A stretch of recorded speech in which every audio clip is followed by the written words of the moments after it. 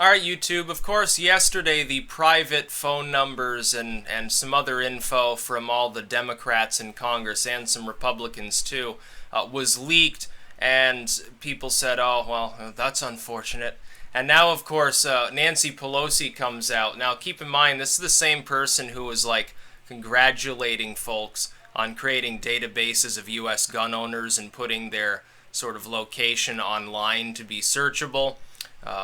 Who thought that was a great idea, that private citizens' personal information shouldn't really be private, it should be in the public domain, fully searchable, whatever your reasons are, okay, that's fine. That way we know where the crazy evil gun people are. This is the same woman who thought that was a great idea back in the day. Now she's warning her colleagues, though, to change their phone numbers because, the phone numbers of Congress people shouldn't be public domain. Now, I take the opposite approach. I say private citizens are absolutely protected in their privacy.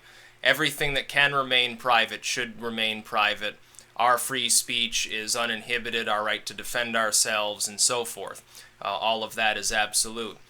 People within government who are paid for by the public dole, who are essentially getting welfare from the population at large, I do not believe in the same sense when they're operating within an official capacity as somebody in the House, as a senator or a governor or whatever.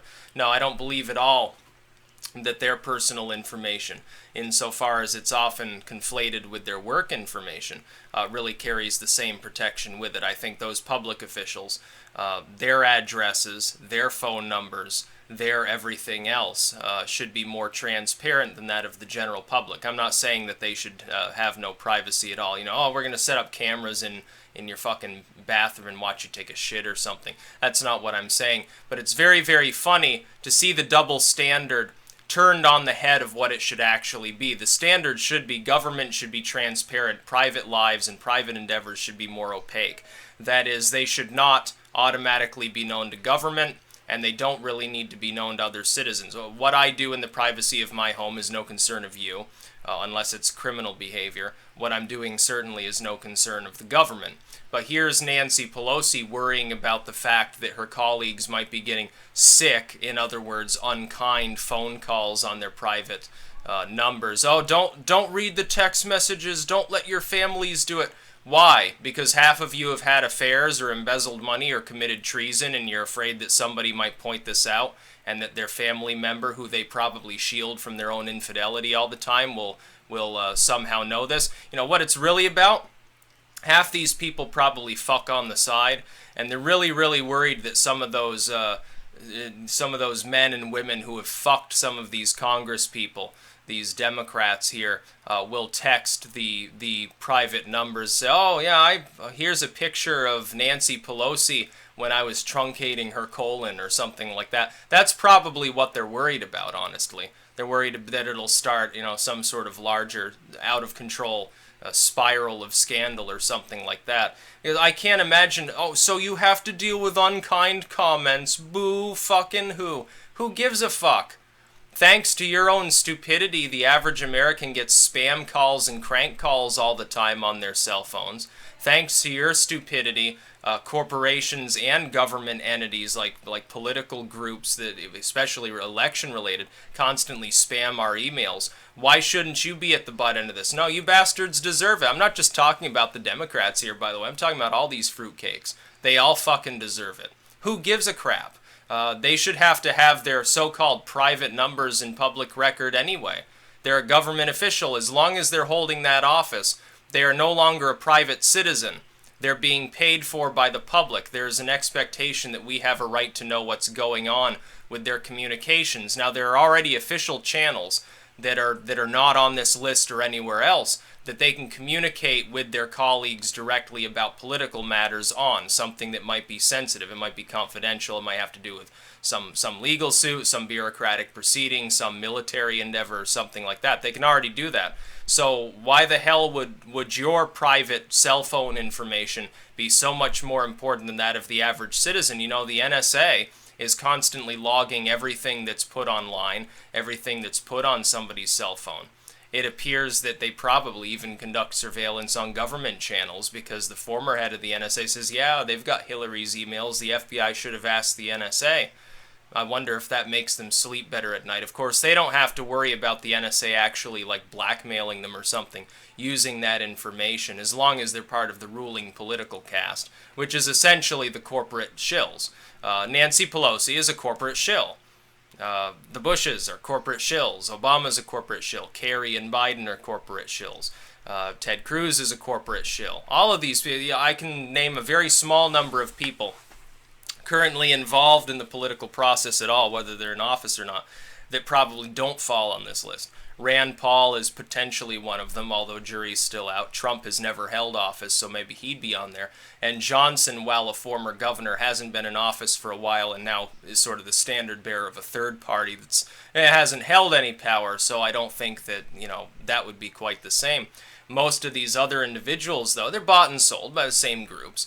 The same people jumping aboard Hillary Clinton's campaign are the same people that funded George W.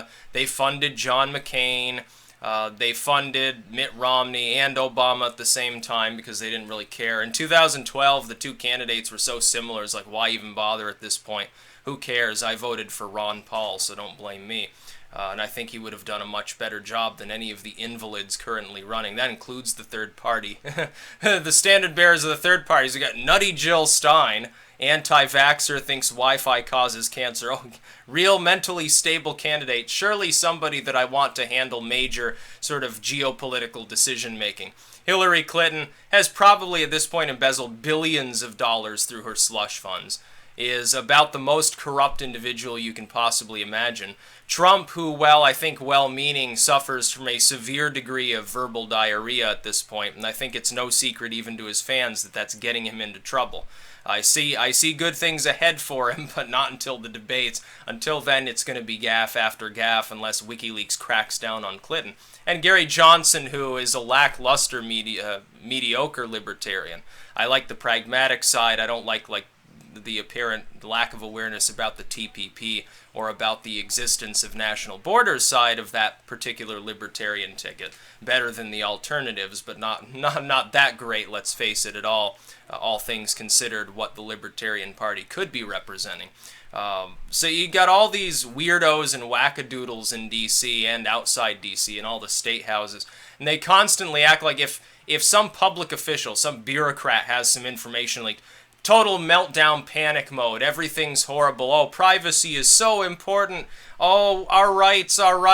They conduct mass surveillance on the whole fucking population, and they can't quite understand, oh, well, if you have nothing to hide, then there's nothing wrong here, right? Well, if these idiots have nothing to hide, why do they care if their personal cell phone numbers are public record? Why does Nancy Pelosi care? Why does this laundry list of other cretins care? Why do they give a fuck? They're not doing anything wrong. If they're such good representatives of the people, if they're doing such a fucking good job, why would they be getting crank calls anyway? I would think people would say, oh, well, Nancy Pelosi, upstanding character, so I'm not going to crank call her. No, what they're saying is, aha, at last I can get just a little bit of revenge. At last I can give a prank call to Nancy Pelosi or any of these other deluded fuckwits in D.C. You know why they're saying that? Because these people aren't doing their job. If they were doing a decent job, if they at least weren't completely inept, let alone the question of systemic corruption, then this wouldn't be happening, because nobody would misuse the fact that this info has been leaked to actually unleash repercussions of any kind upon these individuals. Nobody would care and say, oh, it's Nancy Pelosi's cell phone number. I guess I'll write it down in case I ever have an important question to ask or something of my senator or my representative or whatever. John Cornine, the Cornine. No, people wouldn't do that. If the private info is leaked and these were like respectable individuals who the average person had, said, well, I'm ambivalent towards them or I support them or something like that. If they were such noble individuals, then there wouldn't be a problem. So ask yourself this, why are they receiving thousands of crank calls an hour, which they probably are right now? It's because they suck. They deserve it, in a way. Obviously, I can't legally condone such an action. I mean, it's kind of legal, kind of illegal, depending on what you say, I suppose, in the context of the call. But at the same time, I do find it absolutely hilarious that Nancy Pelosi, especially being hypocrite as we all know she is anyway, would go out on a limb and say, oh, change your numbers. Oh, the public doesn't have a right to know our personal cell phone numbers. But government has the right to know all of your personal cell phone numbers and everything in the calls you make and the text messages and the emails and everything else under the sun. They have every image you've ever sent. It's like if you ever lose all your data, just call the NSA and say, hey, I lost everything. I really need like a backup of my emails, all my pictures and stuff. Can you like fucking send me a DVD or something or a flash drive? Yeah, okay, you can put malware on it. I've got Windows 10, so I've already got a bunch of that shit anyway. I use Windows 7, so I'm a little bit more protected anyway. Switch to Linux or something. By the way, quick aside, has nothing to do with Pelosi or any of this other crap. If Windows does release its next operating system and it's as bad as Windows 10, it's just like complete spy bot mode, I'll switch to Linux. I'll have no choice. It'll take me a while. I'll probably have to have my subscribers, somebody who's used it before, help me set it up because I know absolutely nothing about it. But yeah, that's the way it'll go. Potentially. It'd be really sad because I like Windows. I like the way Microsoft does its stuff. I wish they'd just keep XP forever and just keep updating it. Or Windows 7, which is basically XP on steroids. But Nancy Pelosi is like Windows 95, inept, and half the time she doesn't do shit. That's about all. Peace out.